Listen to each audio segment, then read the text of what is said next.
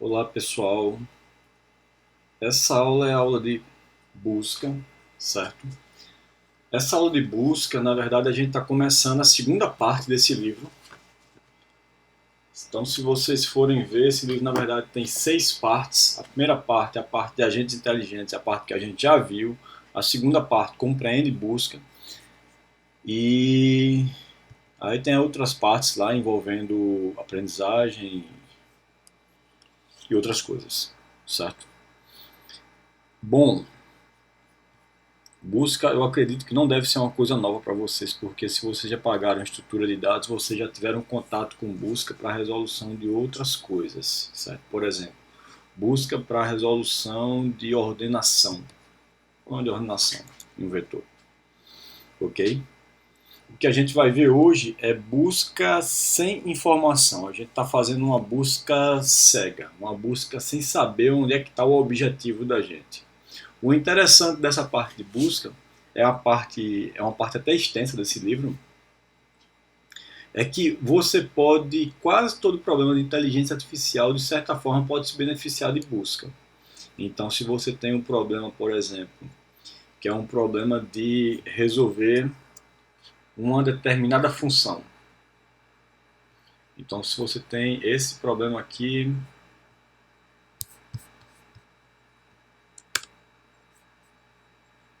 que você quer f, x, a, b é igual a alguma coisa. Então, se você tem essa função aqui, você pode simplesmente tentar procurar, dado que o que você dá de entrada para a função é o valor de x, você quer obter o y, você quer maximizar essa função, por exemplo.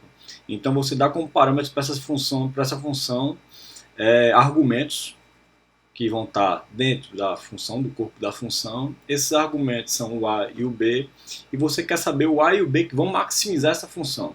Isso se resolve através de busca, ok? Então, se você consegue definir o seu problema em termos de uma função, por exemplo, você consegue resolver ele através de busca. Então, busca é uma parte muito importante da inteligência artificial, porque, como eu falei, ela consegue beneficiar quase todas as outras áreas da inteligência artificial. Então, como eu falei, o que a gente quer com busca é maximizar ou minimizar uma medida de desempenho. Naquele caso da função, a gente quer maximizar lá o y da função. Tá? É uma coisa específica de cada problema. Então, esse livro aqui aborda de uma forma muito didática essa parte de busca, e ele utiliza basicamente o mesmo exemplo para a gente conseguir entender o que é busca, tanto sem informação que a gente está vendo agora, como com informação. Então, o que é que a gente está querendo ir? A gente tem o mapa da Romênia e a gente está querendo ir de Harare até Bucareste. São duas cidades na Romênia, certo? Então, a função objetivo, a gente pode formular o problema. Na verdade, a gente vai formular o problema. A gente, como entendedor de inteligência artificial, a gente vai olhar para o problema e vai dizer, opa, beleza, a gente quer resolver esse negócio aqui, a gente tem que considerar todos esses aspectos. Então, um aspecto na função objetivo, que a gente vai tentar encontrar é o objetivo, então melhorar conhecimento do idioma, ver paisagens, apreciar a vida noturna e por aí vai, certo? Só que imagina que a gente está com uma restrição, a passagem já está comprada para o próximo dia, então ações que não resultam na solução, na chegada ao objetivo, a gente simplesmente descarta, ok? Então, dessa mesma forma que a gente está pensando de uma maneira alto nível aqui, uma viagem que a gente está fazendo, é a mesma forma que a gente vai tentar colocar essa formatação dentro da resolução do problema, ok? Dentro de como é que a gente vai representar esse problema computacionalmente, ok? Então, formulação de problemas. Decidir quais ações e estados devem ser considerados. Dirigir de uma cidade importante até outra é um exemplo. Abstração, desconsiderar detalhes insignificantes. Se eu estou dirigindo de uma cidade para outra, eu vou desconsiderar as curvas, eu vou desconsiderar pedágio e por aí vai. Certo? O que eu quero saber é, saiu de tal cidade e chegou a outra tal cidade, Só isso me importa, só isso me interessa. Ok? Então, o que é que ele estava dizendo lá? A gente vai tentar sair de Arad, tá aqui, até Bucareste. Então aqui está o mapa da Romênia, certo? Pelo menos um submapa da Romênia. Se a gente for desenvolver essa busca aqui, a gente tem que considerar todas as possibilidades de alcance a partir da cidade de Arad, que é de onde a gente está saindo, certo? Então, um agente com várias opções imediatas pode decidir examinando primeiro diferentes sequências de ações que levam a estado de valor conhecido e depois escolhendo a melhor sequência, certo? Então, isso aí na verdade é o conceito de busca. Então, quando ele fala aqui opções imediatas, ele fala que saindo de Arad eu posso ir para 3 opções imediatas, que são as cidades de Zerinde, Sibiu e Timisoara. Eu não posso simplesmente sair de Arad e pular para Fagaras, engolindo uma cidade aqui, certo? Eu tenho que considerar as opções imediatas, certo? Então, dado que eu estou em Arad, o que é que o meu algoritmo de busca vai fazer? Ele vai tentar encontrar um caminho saindo daqui, dessa cidade, de Arad, até Bucareste, ok? Então, nesse momento a gente está na busca sem informação. Então, a única coisa que eu sei é que eu saindo de Arad eu vou conseguir chegar nas cidades mais próximas a ela. Então, meu horizonte de busca aqui, meu horizonte de visão, se vocês forem olhar lá para agentes inteligentes, foi a aula passada, meu horizonte de visão só enxerga 3 cidades: Zerinde, Sibiu e Timisoara. Perfeito? Então, o X da questão aí, quando a gente está trabalhando com busca, é definir o problema. Se a gente define o problema de uma maneira eficiente, a gente consegue resolver esse problema de maneira eficiente. Então, o aspecto mais importante quando a gente está trabalhando com busca é como é que a gente vai transformar esse problema do mundo real para o computacional. Consiste na definição do problema. Então, a gente tem que ter o objetivo, é óbvio. Eu tenho que ter o estado inicial, as ações do agente, teste de objetivo e custo de caminho. Então, o que acontece? Imagina no caso que eu estou aqui na minha residência e estou saindo para a rural. Qual é o objetivo? O objetivo é rural, é o meu destino. Qual é o estado inicial? Minha residência. Ações de agente. Na localização que eu estou no momento, quais são as possíveis direções que eu consigo tomar? Eu estou numa rua, estou no meio da rua que eu só consigo ir para frente e para trás, certo? Então, minha ação de agente é simplesmente essa. Minha função sucessor só vai ter 2 possibilidades, 2 opções: ir para frente e ir para trás. No caso aqui do mapa da Romênia, se eu estou em Arad, minhas opções são função sucessor de Arad. As opções diretas de Arad são Zerinde, Sibiu e Timisoara. Ok? Então a função sucessor vai ser uma função que a partir de Arad ela vai me levar ir para Sibiu, e aí eu vou estar em Sibiu, ir para Timisoara, eu vou estar em Timisoara, ir para Zerinde, eu vou estar em Zerinde. Ok? Um outro componente do problema aqui é o teste objetivo. Eu vou passar por vários pontos, e todo ponto que eu for chegando, eu vou testar. Estou em Bucareste, estou em Bucareste, é sempre isso, certo? Parece o burrinho do Shrek. Chegou, chegou, chegou. É exatamente isso que o teste de objetivo faz. Ok? Um outro exemplo de teste de objetivo aqui é no xadrez.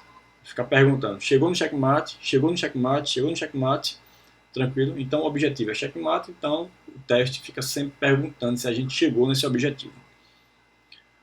Custo do caminho. Para o nosso agente, a função de custo reflete a medida de desempenho. No caso, o tempo. O custo pode ser seu comprimento em quilômetros, por exemplo. Então, o custo do caminho, nesse caso aqui, de Arad para Zerinde, é 75 quilômetros. O custo de Arad para Sibiu é 140 quilômetros. Arad para Timisoara, 118 quilômetros. Ok? Então, qual é o mais custoso aqui, se eu olhar um horizonte somente da próxima cidade? É Sibiu, 140 quilômetros. Perfeito? Então, a gente tem que incluir o custo na formulação, na definição do problema. Certo. Continuando aqui, espaço de estados. Espaço de estados é todos os possíveis estados, todas as possíveis configurações de busca que a gente pode alcançar. É o conjunto de todos os estados acessíveis a partir de um estado inicial, a partir da cidade de Arade. Quais são todos os pontos que eu consigo chegar e o histórico, certo, de caminho para esses pontos. Pode ser interpretado como um grafo em que os nós são estados e os arcos são ações. O nó está aqui, Arade. A ação, ir para Sibiú. Cheguei em Sibiú, então cheguei em outro nó, ok? Então, pode ser interpretado como um grafo em que os nós são os estados e os arcos são as ações. Caminho no espaço de estados, sequência de estados conectados por ações em um espaço de estados. Então, o que acontece? Eu vou ter vários caminhos sendo percorridos ao mesmo tempo, certo? Um desses caminhos, teoricamente, vai dar no objetivo, que é a cidade de Bucareste. Solução. Solução é um caminho desde que o estado inicial até o estado final. Então, solução é um caminho de Arade até Bucareste, nesse problema que a gente está vendo agora. Solução ótima é a que tem o menor custo de caminho entre todas as soluções existentes. Se a gente for olhar aqui no olhômetro, certo? Qual é a solução ótima de Arade para Bucareste? A gente vê que é Arade-Sibiú, aí a gente vai ter que fazer a conta. 99 mais 211 está 310. Opa, 310, certo? 80 mais 97 mais 101, aí a gente consegue 181, 298, certo? 310, 310, 298, opa, 288, certo? Mais 140, então o caminho ótimo é Arade, Sibiú, Riminicu, Vilcia, Piteste, Bucareste. Ok? O caminho ótimo é o caminho que vai levar até o destino, até o objetivo, com máximo desempenho. Máximo desempenho, nesse caso, é o quê? Menor tempo. Menor tempo, menor quantidade de quilômetros percorridos. Perfeito? Então a gente tem várias soluções. Eu posso vir por aqui, vou para Fagaras, chego em Bucareste, só que aqui eu vou demorar mais porque está mais distante. Eu posso vir por aqui, por baixo, tal.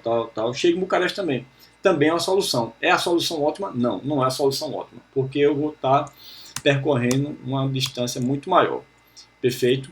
Então, soluções existem várias. Solução ótima só existe uma, que é a que tem o menor custo de caminho dentro de todas as soluções existentes. Aí um probleminha do aspirador de pó, que a gente já viu, a gente vai tentar formular esse cara em termos de um algoritmo de busca. Estados, 2 posições para o agente e 4 para o ambiente. Então, o ambiente pode estar... tem 2 quadrados, o da esquerda e da direita. Então, tá limpo, limpo, limpo, sujo, sujo, limpo, sujo, sujo. Então, 4 configurações para o ambiente. Posições do aspirador de pó. O aspirador de pó pode estar no quadrado da esquerda e no quadrado da direita. Então, quantos estados eu tenho? 2 vezes 4. 8 estados. Estado inicial, qualquer um. Então, eu assumo que o estado inicial vai ser qualquer um. Função sucessor, esquerda, direita e aspirar. São as ações do aspirador de pó. Teste, todos os quadrados estiverem limpos, aí eu chego no meu objetivo. Certo? Custo de cada passo. Nesse caso aí, como não entendo muito do problema, né? O livro, na verdade, não entende também. Então, o custo de cada passo é 1. Ir para a esquerda é 1, aspirar é 1, direita é 1. Ok? Então, assim, a gente fez uma definição bem grosseira do mundo do aspirador de pó. Aí tem um problema mais interessante. O quebra-cabeça de 9 peças.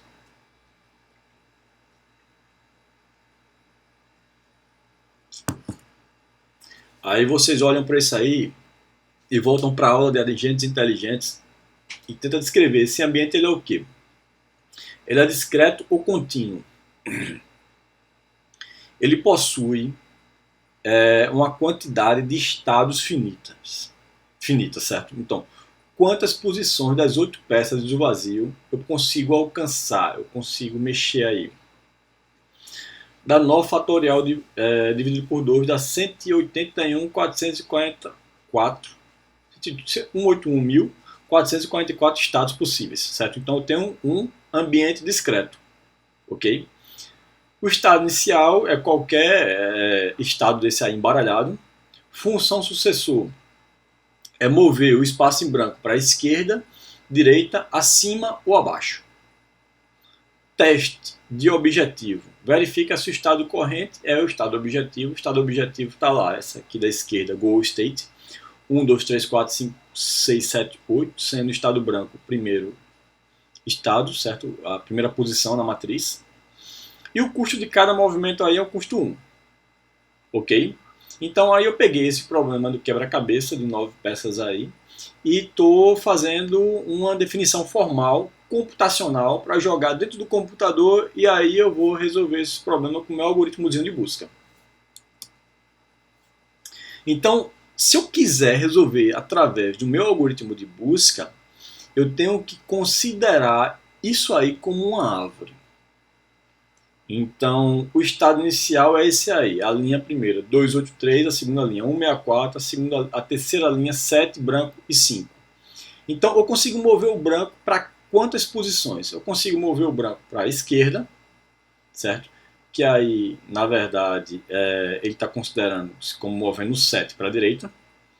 Aí fica nessa situação aqui, chega nesse estado aqui. Eu consigo mover para cima o branco, que é mover o 6 para baixo, está botando aqui down, ok? E consigo mover o branco para a direita, que aí eu chego nessa situação aqui, perfeito? Então a função sucessor para esse estado, ele vai me jogar o branco para essas 3 posições. Cheguei nesses estados. Quando eu cheguei nesses estados, aí eu vou executar a função sucessor para cada um desses caras também. Aí vocês têm uma coisinha que vocês têm que considerar aqui. Se eu mover, por exemplo, eu estou nesse estado aqui, eu estou movendo o branco novamente para a direita. Eu movi para a esquerda, veio para cá, agora eu vou mover para a direita. Se eu vou mover para a direita, eu chego no estado repetido. Isso não me interessa, certo? Então eu estou simplesmente indo e voltando aí num caminho que não me interessa, certo? Não me faz chegar mais perto do objetivo. Nesse caso, eu posso simplesmente desconsiderar estados repetidos. Eu estou chegando no mesmo estado que eu saí, certo? Estou indo para um estado repetido. Eu desconsidero isso. Eu vou simplesmente descer a árvore, desço essa árvore até checar se todos os caras que eu fui expandindo, todos os estados que eu fui expandindo, se eles são objetivos. Se chegou no objetivo, o primeiro objetivo que eu chegar, eu digo, beleza, cheguei, acabou minha busca. Certo? Então, nesse caso específico aqui, o branco está na esquininha, eu só tenho 2 situações possíveis. Uma é mandar ele para cima, certo? E aí eu chego nesse estado.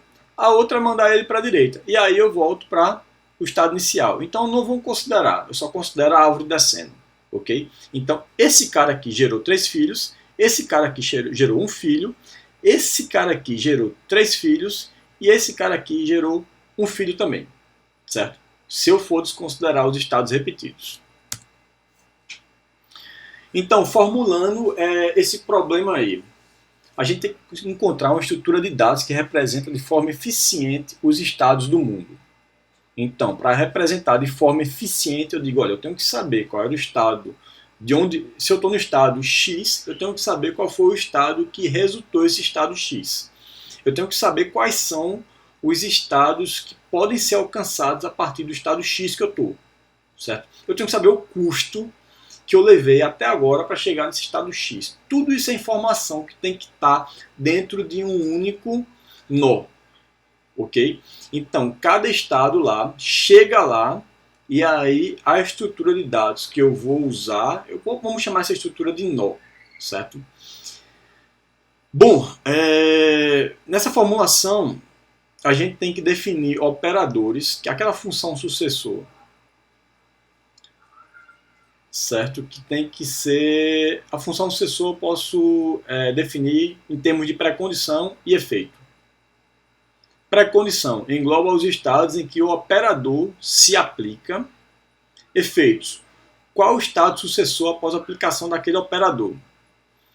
Vou especificar um estado inicial e vou fornecer a descrição do objetivo, a descrição da meta. Ok? Então aqui está um exemplo de operador.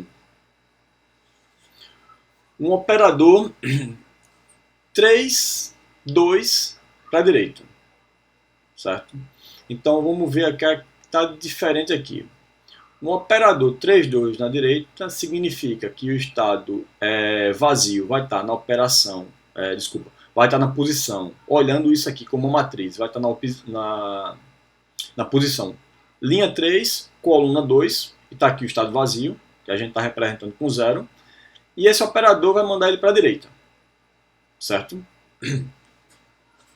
Qual é uma pré-condição para esse operador ser utilizável? Uma pré-condição é o zero, o estado vazio, tá? De fato, nessa posição 3,2. Ok? Qual é o efeito? O efeito é a posição 3,2 vai receber o que estava na posição 3,3, tá aqui, e a posição 3,3 vai receber o espaço vazio, o zero. Ok? Note que nesse caso aqui, eu vou ter que definir um operador. Na verdade, eu vou ter que definir quantos operadores forem possíveis para cada posição. Nesse caso aqui, imagina que o zero está aqui nessa posição. Quantos operadores são possíveis? Eu vou ter que fazer um operador para ir para a direita, um operador para ir para a esquerda e um operador para ir para cima. Certo? Então, se o espaço vazio aqui está onde agora está o 7, eu vou ter que definir dois operadores. Um indo para cima e um indo para a direita. Ok? Então, veja que aqui a gente está definindo um problema. Certo? Então, nesse caso aqui, eu ia ter que definir uma porrada de classificador, de operadores, para resolver esse problema. Então, por que eu estou falando dessa forma, que eu tenho que definir muitos operadores? Porque existe uma forma mais inteligente de a gente definir os operadores como pares, pré-condições e efeitos. Ok? Então, a gente acabou de mostrar uma forma muito complicada de definir os operadores. A gente vai ter que fazer um programa que defina um monte de operadores. Agora a gente vai fazer um programa que vai definir apenas 4 operadores para esse problema. Um operador direita, esquerda, upper para cima, down para baixo. Então, um exemplo aqui, o operador esquerda. Dado que a configuração do meu ambiente é essa, eu vou dizer onde é que está o espaço em branco. Está aqui, na posição 3,2. A operação da esquerda vai mandar ele para linha 3,1. Certo? Jogou aqui, agora está a nova configuração do meu ambiente e a posição do espaço em branco. Ok? Bom, mas a gente ainda tem que dizer quem é a pré-condição e quem é o efeito. Então, definindo a pré-condição agora. Se eu estou mandando o espaço em branco para a esquerda, a única pré-condição é a seguinte: ele não pode estar na primeira coluna. Se ele estiver na primeira coluna, ele não consegue ir mais para a esquerda. Então, pré-condição: a coluna é maior do que 1. Ok? Ou ele está na coluna 2 ou está na coluna 3. Então, nesse ponto, a gente acabou de definir a pré-condição para o operador esquerda. O efeito. Aí o efeito vai ser a posição R0, certo? Row 0, coluna 0, certo? Vai receber row 0, coluna menos 1. Então, nesse caso,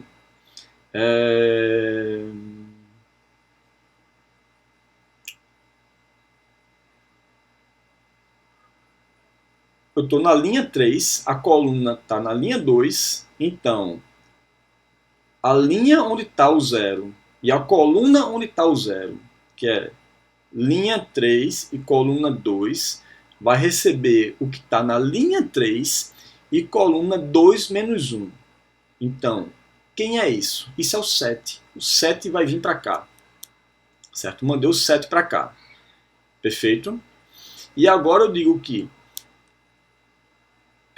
o conteúdo da linha 3 e a coluna menos 1 vai receber o 0, que significa o espaço vazio. Ok? Então, primeiro eu mandei o cara que tinha um conteúdo para onde está o 0, e depois eu mandei o 0 para o cara que eu acabei de mover, para a posição que eu acabei de mover. Certo? E aí eu digo que a nova posição em branco vai ser o quê? Vai ser linha 3 e coluna onde estava o 0, que é a coluna 2 menos 1. Então vai ser linha 3 e coluna 1. Ok? Então eu simplesmente acabei de definir qual era o efeito da operação esquerda. Então, dessa forma, eu reduzo de um monte de operações aqui que eu teria que fazer nesse caso para somente 4 operações para esse problema específico. Ok? Então, quanto mais simples a gente define um problema, menos chance de errar a gente vai ter. Então, bom, eu acredito que todos vocês já jogaram esse joguinho aqui na infância.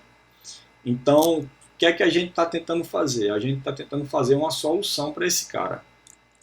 E aí a gente acabou de fazer uma definição que eu considero inteligente aqui para os operadores, para a gente fazer a descida da árvore. Ok? Dado um estado, a gente vai fazer a descida da árvore, até ver se a gente chegou no objetivo, que o objetivo é ele estar aqui ordenado. Ok? Bom, isso aqui é um exemplo. O que eu vou fazer agora é treinar vocês em outros exemplos e depois a gente vai ver como é que a gente faria isso na prática. Com as árvores. Esse aqui está outro problema aqui, problema de 8 rainhas. Eu tenho um tabuleiro aqui. Esse tabuleiro é um tabuleiro 8x8. Deixa eu contar aqui, perfeito. 8x8, 8 linhas, 8 colunas. E eu vou ter 8 rainhas para colocar aqui de forma que nenhuma rainha ameace a outra. Nenhuma rainha ameaçar a outra, elas não podem estar na mesma linha, não podem estar na mesma coluna e não podem estar na mesma diagonal. Então, é um problema que já é um pouquinho mais complicado que o anterior, necessita um pouco mais de pensamento aí, a gente tem que pensar um pouco mais aí na solução, certo? Então, eu tenho duas formulações para apresentar aqui para vocês. A primeira formulação, os estados são qualquer disposição de rainhas, estado inicial é nenhuma rainha, função sucessor, colocar uma rainha em qualquer estado vazio.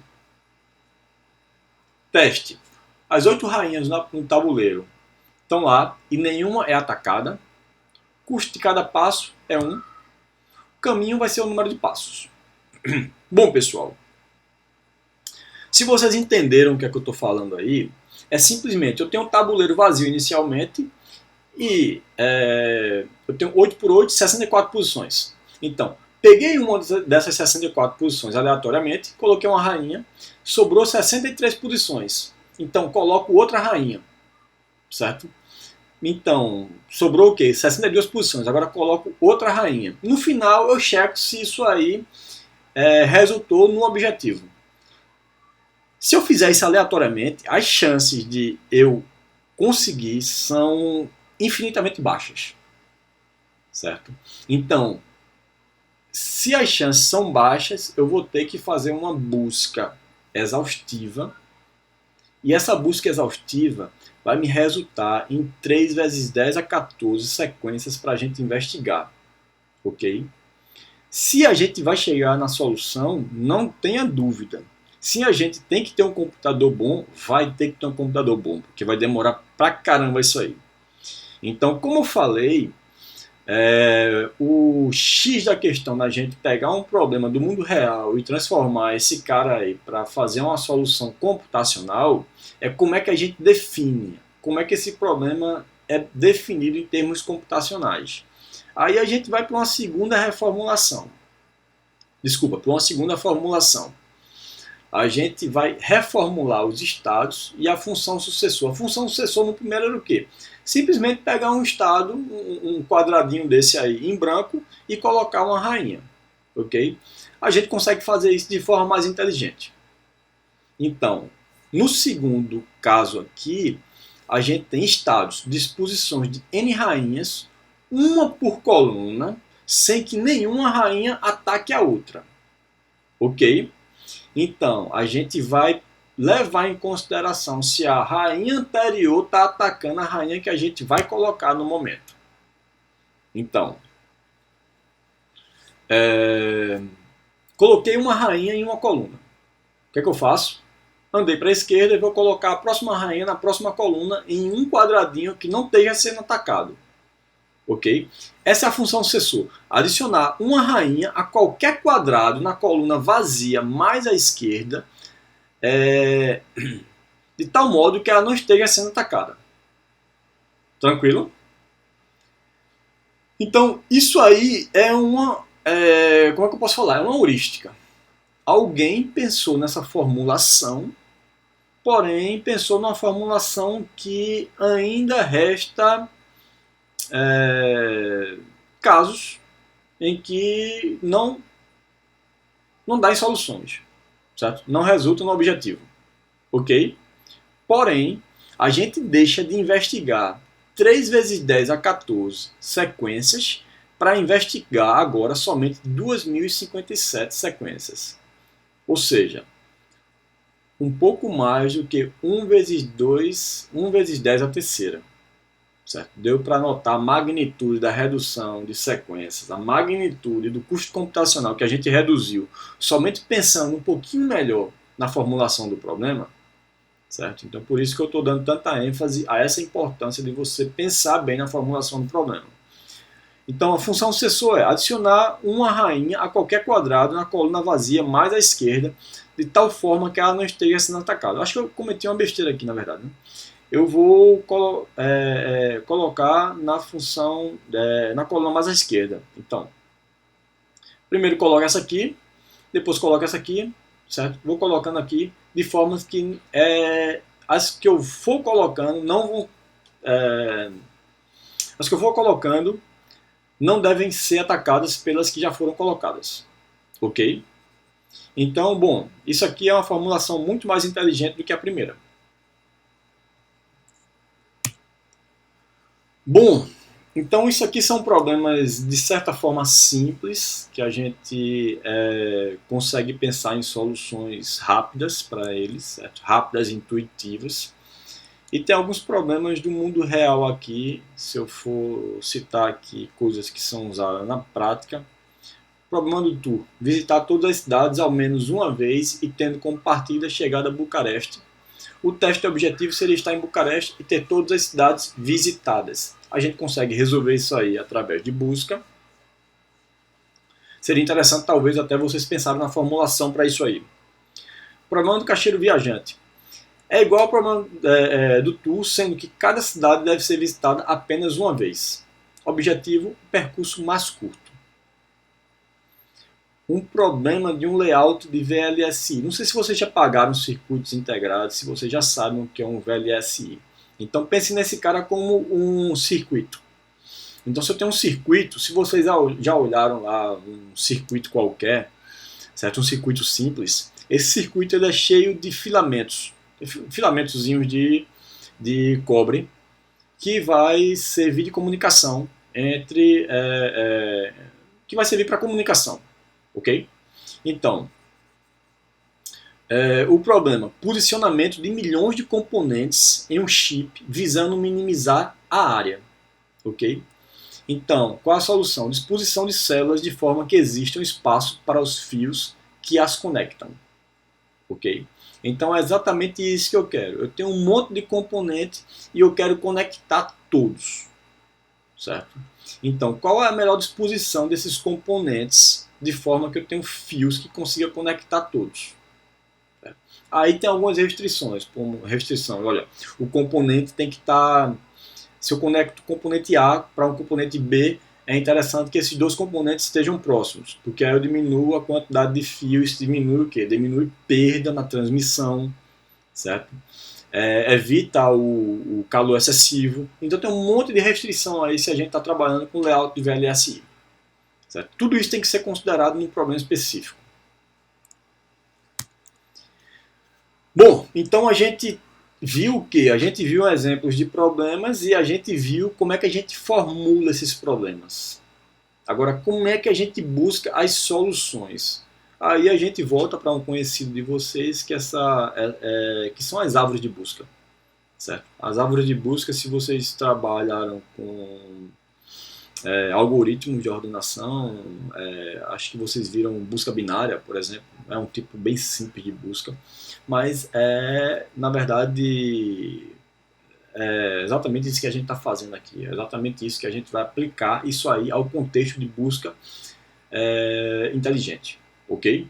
Então, nesse caso, aí a gente vai apresentar hoje, basicamente, como fundamento, dois tipos de busca. Busca em largura e busca em profundidade, certo? Isso vocês já devem estar, de certa forma, familiarizados. Então, a solução, como é que a gente busca? Percorrer o espaço de estados a partir de uma árvore de busca. A gente já viu uma árvore de busca lá atrás. Isso aqui é uma árvore de busca, pode ser visto. Expandir o estado atual aplicando a função sucessor, gerando novos estados. Seguir um caminho deixando os outros para depois. Isso é uma busca, ok? A estratégia de busca determina qual caminho a gente vai seguir. Então, se vocês estão com isso fresco na memória, vocês sabem que uma busca em largura, uma busca em extensão, ela desce nível por nível, investigando todos os nós naquele nível, todos os estados naquele nível. Certo? Uma busca em profundidade, ela escolhe um caminho e desce até o fim naquele caminho lá. Certo? Então, essa estratégia de busca é uma coisa que vai ser definida aqui pela busca que a gente escolher.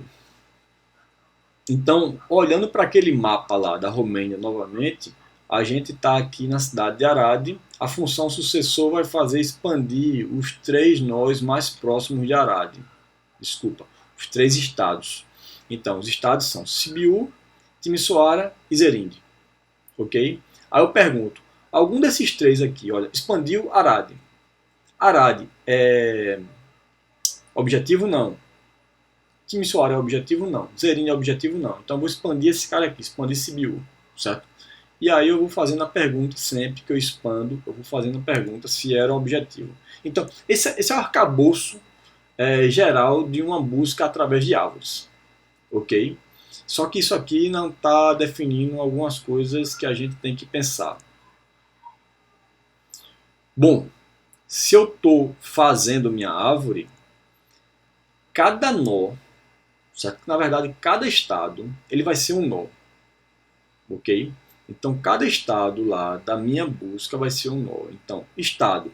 O estado no espaço de estados, aqui o nó corresponde.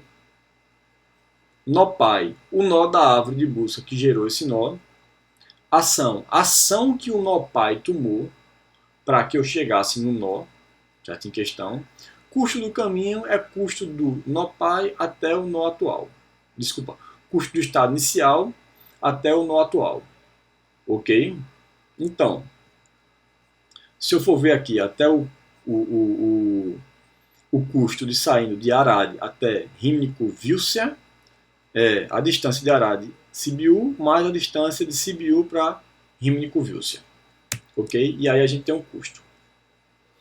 Então, o nó ele tem que representar todas essas informações aqui. Então, ele tem que dizer quem foi o nó pai, qual foi a ação que o nó pai tomou, qual é a profundidade que eu estou, qual o custo, certo? E aí, quais são os sucessores do nó aqui, ok?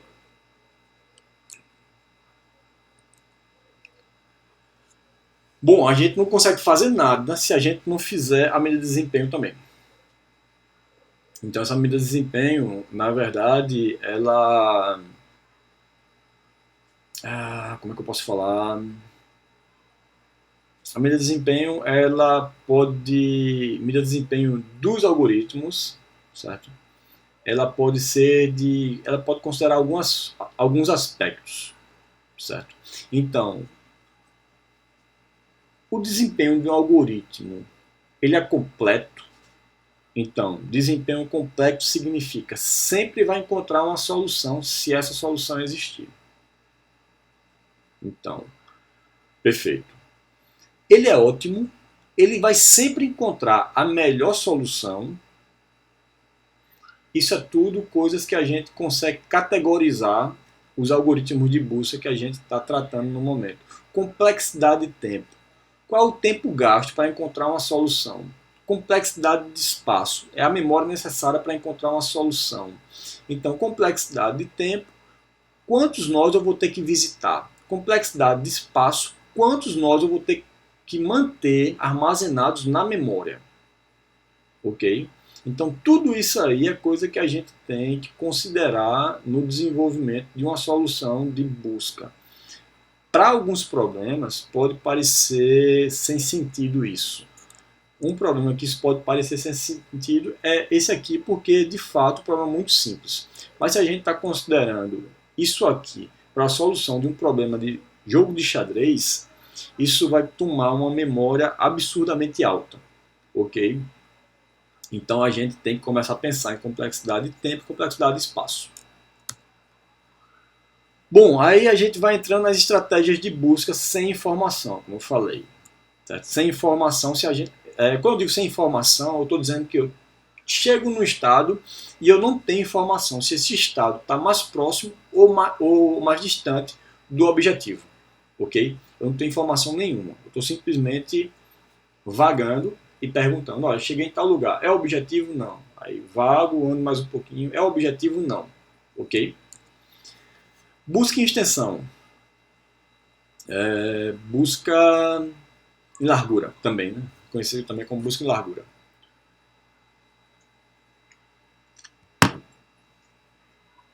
Essa busca, primeiro, ela é completa. Se existir uma solução, a gente vai encontrar, ok? Ela sempre vai encontrar a solução. Então, qual é a sequência de funcionamento dessa busca em extensão, busca em largura?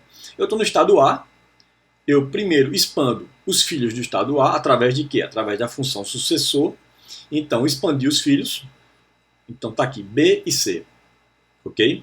Aí eu pergunto, bom, como não tem mais ninguém nesse nível de A, aí eu desço para o próximo nível. Cheguei aqui, B é o objetivo? Não. Aí o que é que eu faço? Expando os filhos de B e vou para o próximo cara no mesmo nível, que é C. Aí eu pergunto, C é o objetivo? Não. Então o que é que eu faço? Expando os filhos de C, certo? E eu tenho mais algum cara para expandir nesse mesmo objetivo, ou para nesse mesmo nível, para checar. Não tem mais ninguém. Como eu expandi agora, aí eu faço o quê? Vou para o outro nível, certo? D é o objetivo? Não. Então eu expando D e vou para o próximo cara aqui que está no mesmo nível, que é E, ok? E assim sucessivamente. Essa busca, como eu falei, ela é completa se existir uma solução, ela vai encontrar. Agora eu pergunto, ela é ótima? Não. O nó objetivo mais raso não necessariamente é o ótimo, é o nó ótimo, ok? Bom, deixa eu tentar exemplificar por que aqui. Imagina que o nó objetivo aqui é o nó D. E também existe um caminho de C para D aqui, ok? Então eu tenho A, B, C é uma solução e eu tenho A, C, D também, que é uma solução. Okay? Hipoteticamente falando, a gente não está vendo na figura, mas imagine que eu tenho um C aqui, um D, que eu consigo chegar através de C. Aí se eu faço A, B, C, imagina que a distância de A para B é 10 e a distância de B para D é 15. Qual foi o custo do caminho? 25. 10 mais 15. Ok? Agora supõe que a distância de A para C é 5 e a distância de C para D aqui, que é esse filho hipotético que estaria aqui, é 8. Então qual foi o custo do caminho aqui? É 5 mais 8, 13. Ok? Então, quem é que teve menor caminho? A, C, D. Mas na primeira checagem de objetivo, que eu olho assim, eu digo, é o objetivo? É. Então, morreu a busca. Ok? A busca acaba. Então, ela não é uma busca ótima.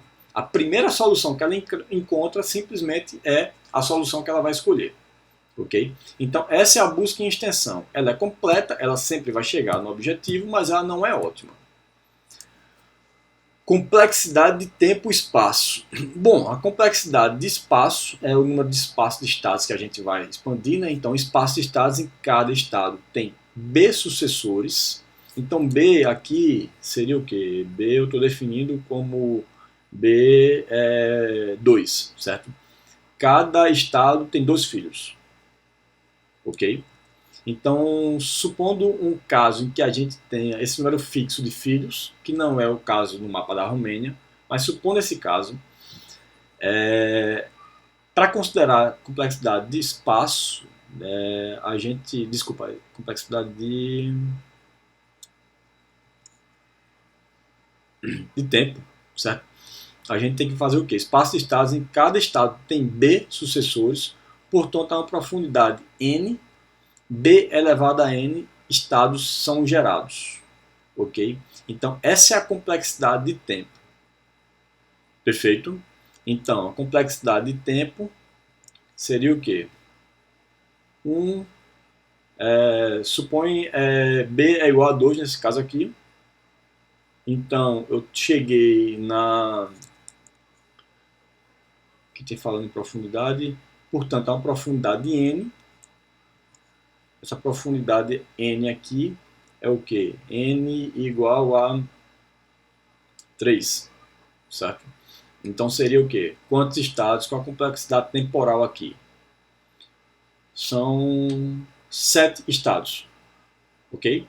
Então a complexidade temporal é B elevado a N. Bom, vocês devem lembrar aí que seria B elevado a N, a complexidade exata seria B elevado a N menos 1. Mas aí a gente tira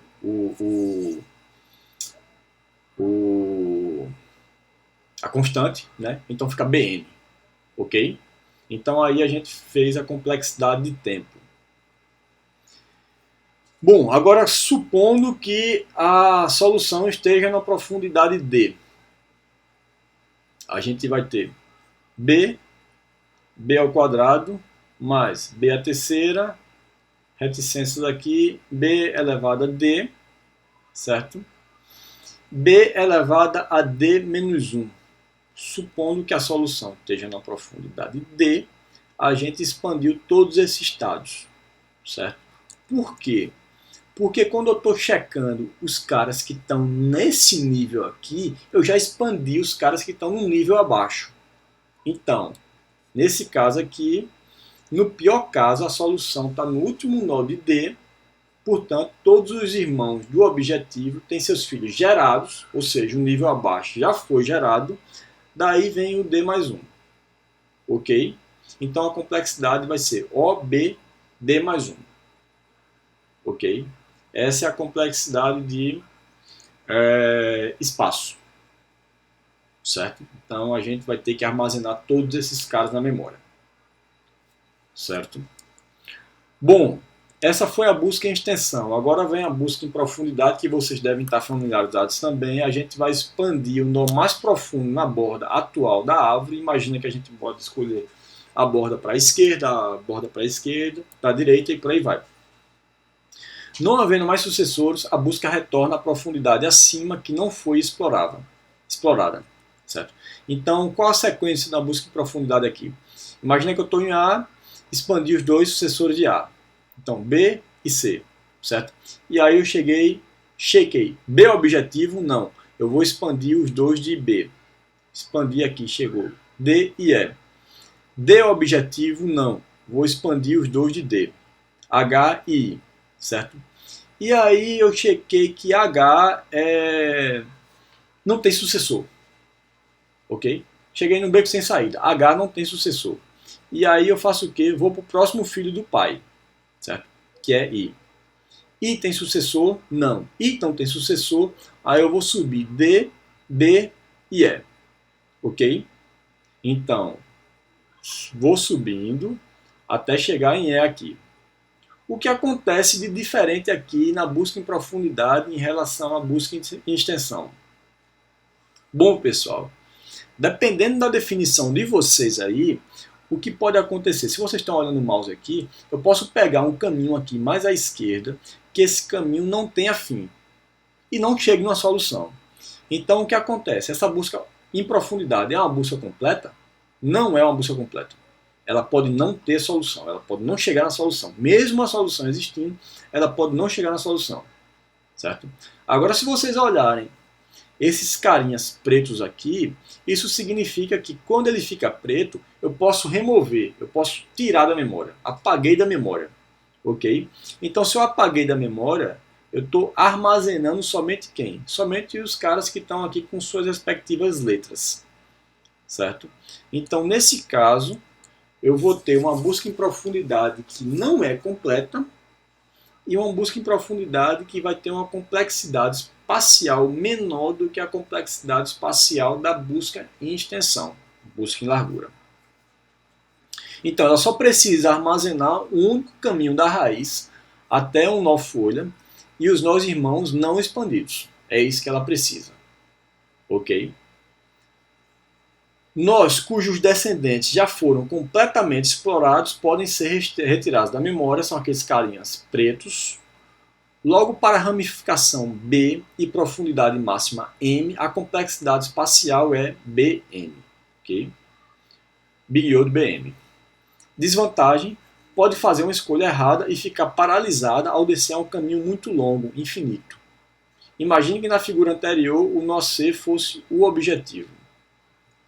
Vamos pensar aqui, se o nosso C é o objetivo. Se o nosso C é o objetivo, o que foi que eu fiz? Eu posso descer aqui infinitamente pela esquerda e nunca chegar no nosso C. Ok? Então, só ratificando, esse negócio aí é incompleto. Ele pode não chegar no objetivo. Então, ela não é completa e nem é ótima. Complexidade temporal, Big O de B elevado a M.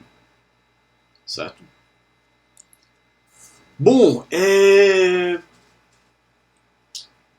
o que acontece? A gente está trabalhando com essa busca em profundidade aí. A busca em profundidade ela tem seus pontos positivos e pontos negativos. Até agora a gente focou mais, deu mais ênfase ao ponto negativo dela. Mas tem ponto positivo também.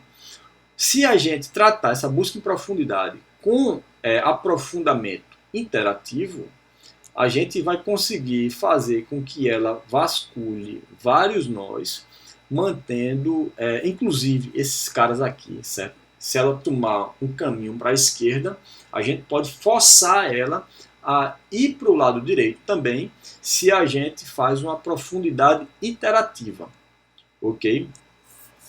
Então, para resolver o problema de busca em profundidade em árvores infinitas, um limite L restringe a busca, ou seja, nós na profundidade L são tratados como se não tivessem sucessores. Então a gente não expande os nós na profundidade L, que é a profundidade limite. Resolve caminhos infinitos, o problema de caminhos infinitos, ou seja, resolve o problema da não completeza, certo? Porém, resolve o problema de loops infinitos, porém vai adicionar mais incompleteza, certo? A árvore em profundidade, a busca em profundidade que já era incompleta, a gente vai adicionar mais incompleteza ainda. Limites de profundidade podem ser conhecidos a priori. Se a gente conhece o problema, se a gente conhece, por exemplo, o problema do mapa da Romênia, a gente sabe que o quê? Que aquele cara tem... deixa eu ver aqui. Se a gente tem um mapa da Romênia... Eita, tô tendo que voltar bastante. Se a gente tem um mapa da Romênia aqui, a gente sabe que ele tem o quê? 4 mais 4 mais 1, 5, 6, 6 com 4, 10, 10 com 4, 14 mais 2, 16, 17 cidades, se eu contei certo. Então, se ele tem 17 cidades, o que é que intuitivamente a gente vai pensar aí? Desculpa, 19. Contei duas cidades a menos. Se ele tem 19 cidades, eu não vou descer numa profundidade mais profunda do que 19. Não faz sentido, ok? Então eu faço uma busca em profundidade com a profundidade limitada a 19, ok? Quando chegar na profundidade 19, eu digo, ó, não tem mais sucessor não, vamos subir agora. Mas eu também sei que, como eu conheço muito a malha rodoviária da Romênia, eu sei que qualquer cidade pode ser alcançada a partir de qualquer outra em 9, passando por 9 estados, okay, no máximo. Então eu reduzo esse L de 19 para L igual a 9. Então tudo isso é conhecimento do problema. A partir do momento que você conhece a fundo o problema que você está tratando, você consegue fazer uma representação computacional mais, como é que eu posso fazer, mais otimizada possível, ok? Então, busca com aprofundamento iterativo. Combina busca em profundidade com busca em extensão. De certa forma, quando eu coloco lá um limite, que a gente chega no limite, a busca em profundidade começa a virar a busca em extensão. Faz uma busca em profundidade, aumentando gradualmente o limite de profundidade. Método de busca preferido quando você tem espaço de busca grande e profundidade não conhecida. Aspectos de desempenho nesse caso aí vão ser similares à busca em extensão, porque a gente vai ter que manter os nós, ok? A gente não pode descartar como a busca em profundidade, que a gente chegava lá e apagava onde a gente chegava. Então o que acontece aqui? Eu faço limite igual a zero, fiz uma busca em profundidade, aí eu pergunto, é objetivo? Não.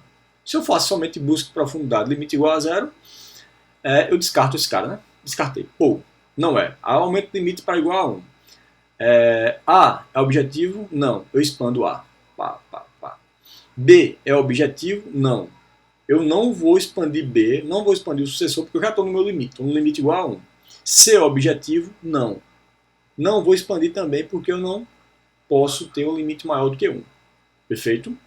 Então, beleza. Aí agora, já que eu não encontrei ainda a minha solução, meu objetivo, eu faço o limite igual a 2. A é objetivo? Opa. A é objetivo? Não. Então eu vou expandir A. B e C. Está aqui, certo? B é objetivo? Não. Eu expando B. D e E. Ok? D é objetivo? Não. Apago D. E é objetivo? Não. Apago E. Subo para B, certo? Subo para A e volto para o nó que não foi expandido, que é o C aqui. Expando C. C expandido gera F e G. Ok? E aí, F é objetivo? Não. Sobe para C e volta para o outro filho. G é objetivo? Não. Perfeito. Então, o limite 2 ainda não foi suficiente.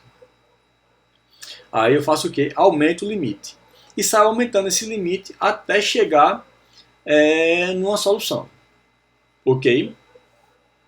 Então, essa é a busca com aprofundamento interativo. Geralmente eu não começo no limite 0 e saio incrementando 1, 2, 3, 4, não. Eu gero um limite igual, eu começo logo com o limite, sei lá, o limite 5, certo? Então faço o limite busca aprofundamento interativo, limite 5. Deu solução? Não. Então faço o quê? Limite 10. Ok? Então seria assim que a gente trabalha. Bom, é intuitivo, né, que a gente não precisa visitar nós repetidos. Então, um processo de busca pode perder tempo expandindo nós que já foram explorados, certo? Então, a gente tem que manter, de certa forma, quando está fazendo a solução computacional desse problema aí, uma memória de nós repetidos. Então, estados repetidos podem relevar a laços infinitos. Isso não é legal. Então, faço o quê? Simplesmente eu faço uma detecção simples de estados que já foram explorados. Se já foi explorado, eu não exploro novamente. Ok? Então, é simplesmente manter uma memória lá de nós explorados e não visitar esses nós que foram explorados, e aí a gente perde, a gente ganha um bocado de tempo na busca da gente. Se a gente fizer uma busca fiel, uma busca levando o algoritmo perfeitamente à risca, de busca em largura e busca em profundidade, a gente vai ter o problema não repetido. Mas se a gente, com essa simples memória, considerar isso aí, a gente já ganha um bocado de tempo. Ok? Então, embora algoritmos de busca sejam o que há de mais antigo em inteligência artificial, eles ainda ocupam uma posição fundamental nesta área, dada a abrangência de aplicação disso aí em outros problemas. Ok? Então, havendo poucas abordagens de inteligência artificial que não tenham alguma relação com algum tipo de busca de estados, busca em estados. Ok? Então, praticamente tudo a gente consegue pegar um algoritmo de busca e aplicar lá. Tudo que eu falo é qualquer problema, a gente pode pegar um algoritmo de busca e aplicar lá. Ok? Bom, é isso aí, pessoal.